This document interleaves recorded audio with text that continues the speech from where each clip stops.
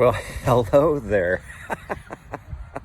Look who's back. And I don't know, you guys must be pretty bored, or you like the other videos that you're back for this one. So today is Ryder Cup Sunday for my Sunday group. So we'll see how this goes.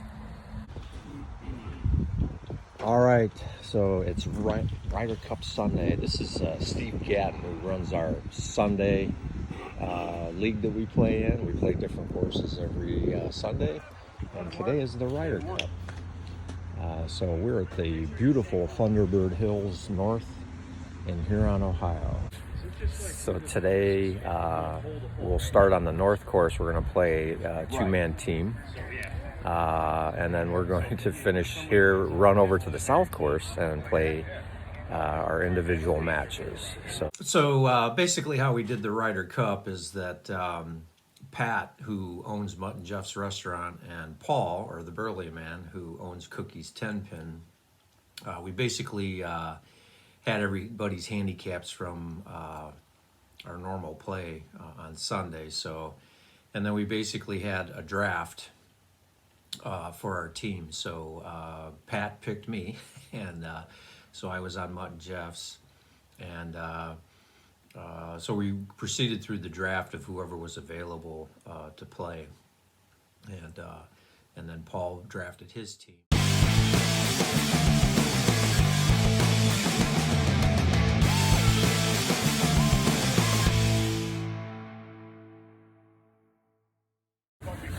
All right, so we're on hole one. We're starting this thing. I'm not allowed to talk to you. I'm not allowed. Off and refrain to only speaking to Pat for the remainder of the next 18 holes.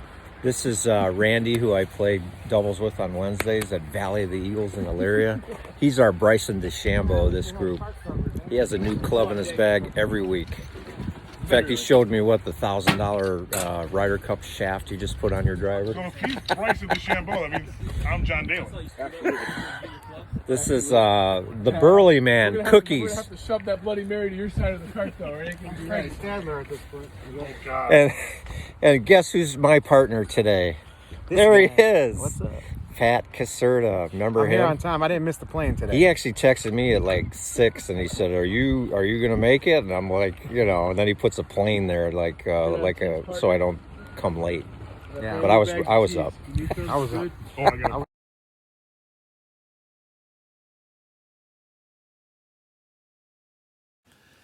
So I was pretty focused on playing, and I didn't want to video too many of the holes. I've got some video in here, but we teed off on the first hole, and it was a par 5. I put it to 10 feet.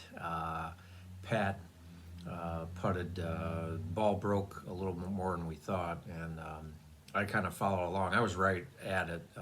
Came up short, though. I think it would have been in, but they had aerated the greens, so the greens were running slow, plus it was wet. The next hole, par 3, we pushed on that. We both parred that. The third hole, we lost that one. Randy made a great drive. They chipped up in front of the green, and Paul made his birdie putt. It was a good putt. It was probably about a 12, 15 footer that they made.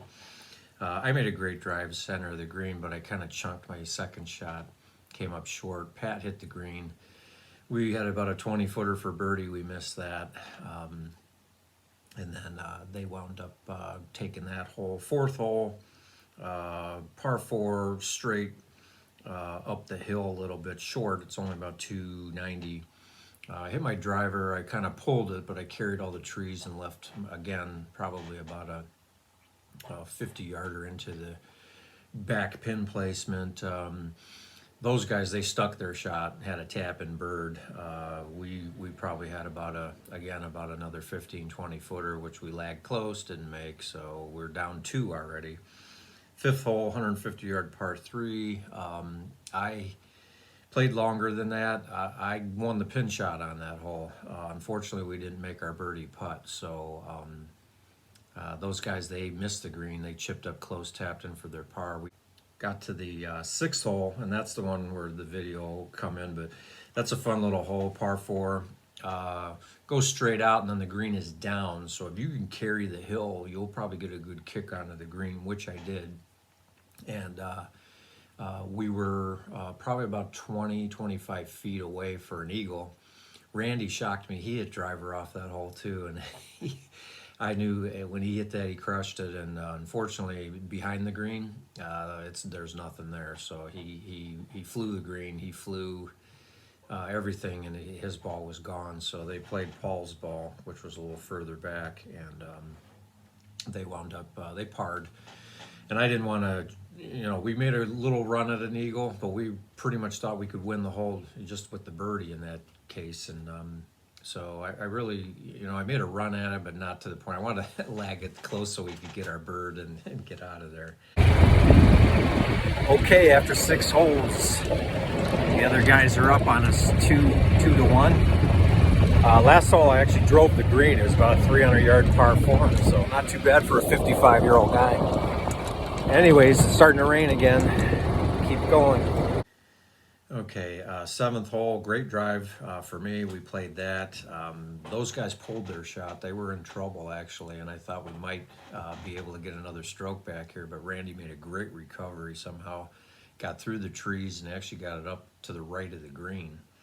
And they chip in a putt. They got their par. I went driver and into the green. I stuck it not close. I mean, again, we're 15, 20 feet away. We both putted. We missed, so we pushed that hole. 8th hole again. I striped another great drive down the fairway. Pat and our approach shots. I pulled my iron shot, but again, pin high, and this time we were about 30, 35 feet away. And again, I thought we had another chance of picking up a stroke because I think those guys were right. They had to punch through some trees, got up there, and again, chipping a putt, so we both pushed that hole.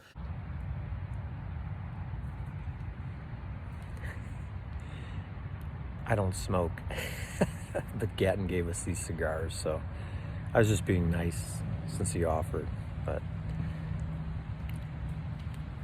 And Pat brought Egg McMuffins for everybody this morning, so we had a sandwich, and so we're good. It's sort of stopped raining. We're on the 9th hole.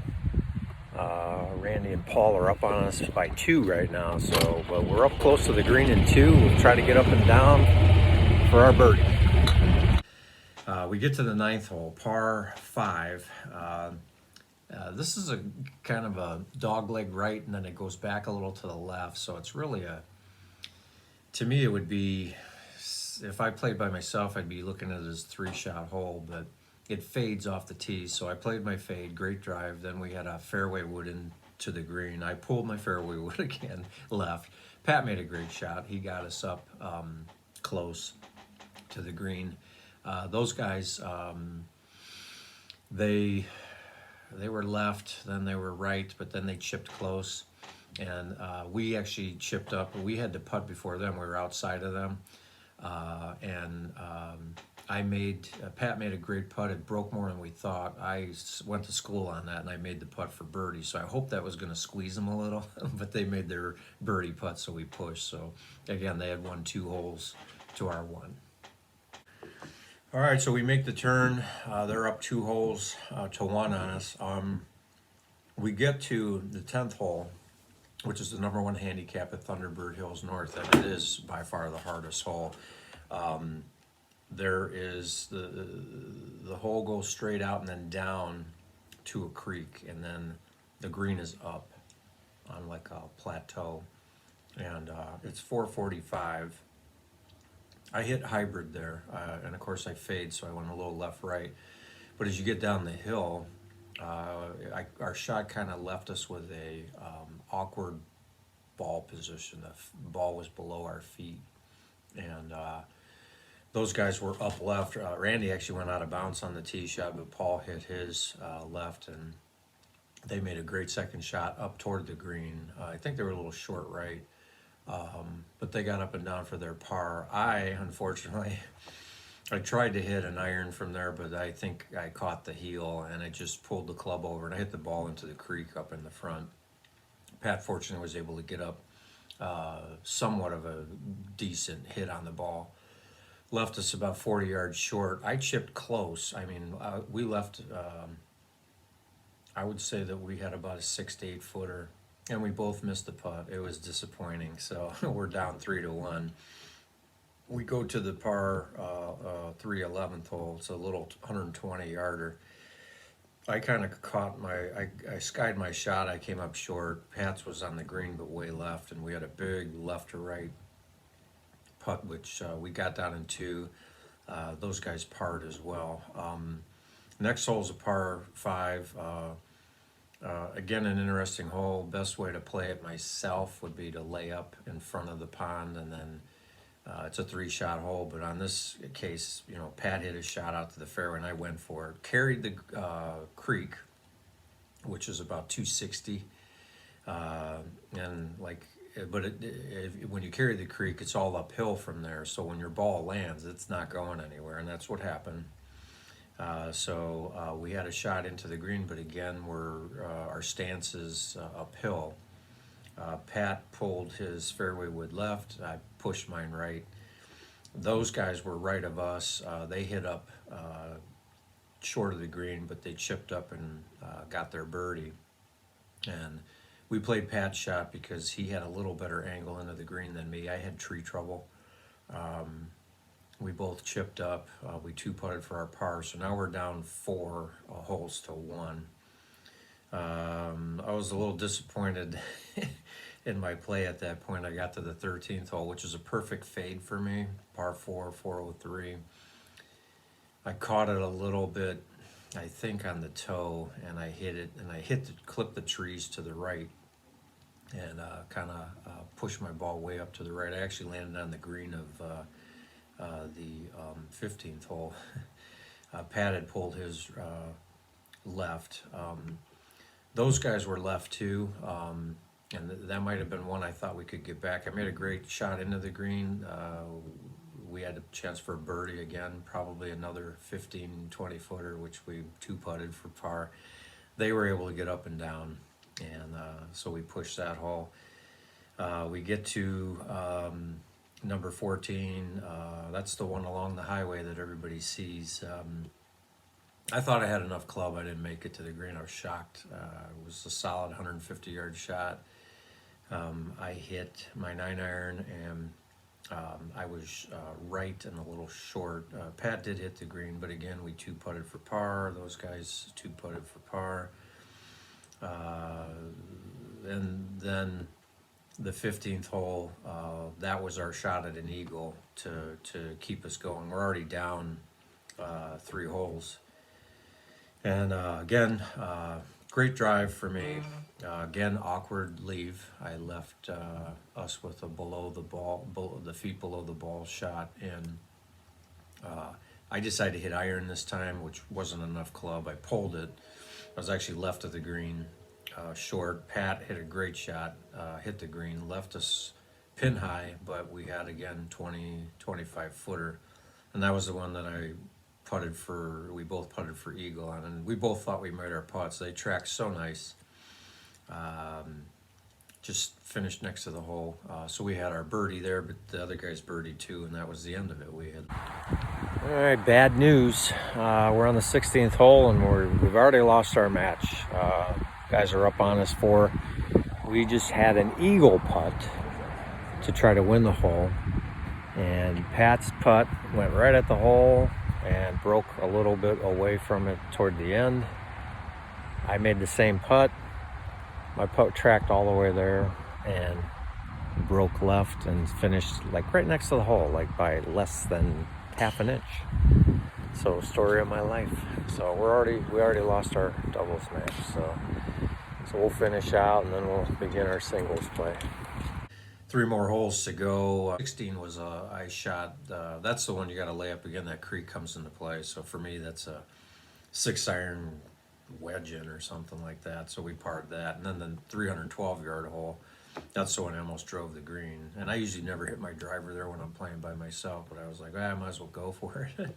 But again, that was case in point. I drove it to right up front of the green. Randy pushed his drive way right. Made a nice shot in. Second shot. I can't remember if they birdied that hole. It wouldn't have mattered anyway, but I think they got up and down in 2. We had a shot at an eagle, lag close, and You know what? I think they did birdie, and I think we birdied it too. Come to think of it. Took a little frustration out on my last drive. This hole's about 296, it said. So I'm about here. Up to the front of the green. And then our opponents, they just put their second shot right there. That's how they've been recovering very well today. On errant shots, they've been getting it close. And, I think Pat and I have played pretty well today. I mean, we've done pretty good. I mean, if we birdie here, we might be about 5 or 6 under. But these guys have been playing out of their minds. So anyway. Last hole again, great drive for me. Striped it down the fairway, left us probably about 100-yard shot in.